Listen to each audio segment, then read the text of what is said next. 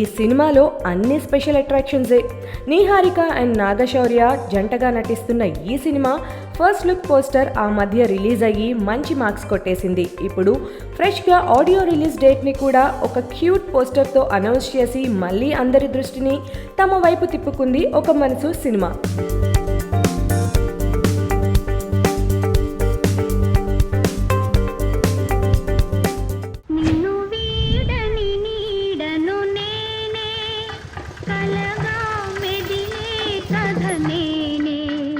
నిన్ను